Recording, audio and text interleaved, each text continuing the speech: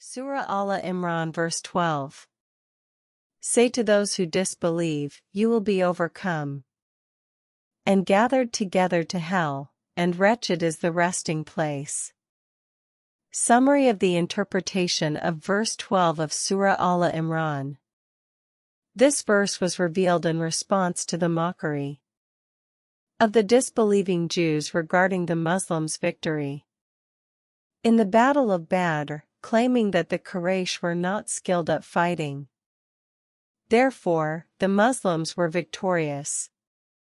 And this response saddened the Prophet, peace and blessings be upon him. This verse was revealed in response to them so that the Prophet, peace and blessings be upon him, would not be saddened by their mockery of this victory.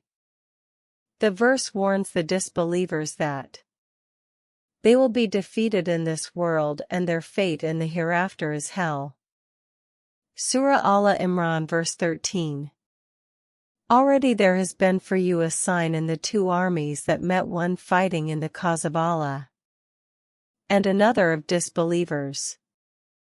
They saw them to be twice their own number by their eyesight. But Allah supports with His victory whom He wills. Indeed, and that is a lesson for those of vision. Summary of the interpretation of verse 13 of Surah Al-Imran. The verse continues to explain the state of the disbelievers if they continue to oppress themselves with grave injustice. Disbelief is a grave injustice to the soul, as it corrupts it and society. Failure to follow the path of God and the Sunnah of His Messenger, peace and blessings be upon him, leads to God's punishment in this world and the hereafter, and exposes society to the corruption that destroys the earth. The verse demonstrates that God Almighty does not grant victory to the unbelievers. As evidenced by His miracle, He granted victory to a group of Muslims over a group of unbelievers, despite their small numbers.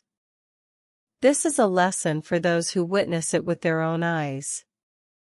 It is a lesson for all people, for the believer to increase his faith, and a lesson for the unbeliever who persists in his unbelief. God will not support the unbelievers even if there are many reasons for support. And God will support the Muslims even if there is no reason, and God does what He wills. Surah Al-Imran verse 14. Beautified for people is the love of that which they desire, of women and sons, heaped up sums of gold and silver, fine branded horses, and cattle and tilled land. That is the enjoyment of worldly life, but Allah has with Him the best return. Summary of the interpretation of verse 14 of Surah Al-Imran.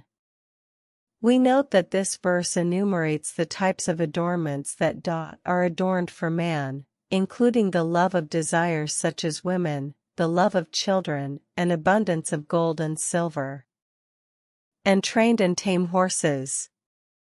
Horses were a symbol of greatness. The verse also guides us that a believer should not sacrifice his true desire, martyrdom in the cause of God, or victory over the enemy for fleeting desires such as women and children, accumulated gold and silver, branded horses, livestock, and crops. All of these are fleeting worldly pleasures that may cause a person to miss out on blessings or be removed.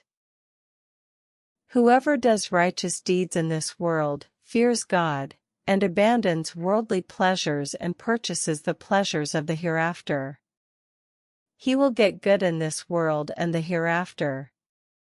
Summary of the interpretation of verse 12-14 of Surah Al-Imran. These verses warn the unbelievers of hellfire and inform them that God will grant victory to the Muslims over the unbelievers. even without the means to achieve victory and even if their numbers are small, because God does whatever He wills.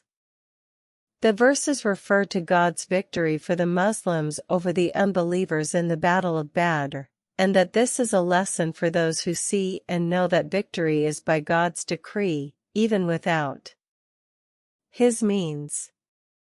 This lesson increases the faith of the believer and warns the unbeliever who persists in unbelief, following his whims, all of which are fleeting worldly pleasures. Whoever does good in this world, fears God, abandons worldly pleasures, and purchases the pleasures of the hereafter, will attain the good of this world and the hereafter.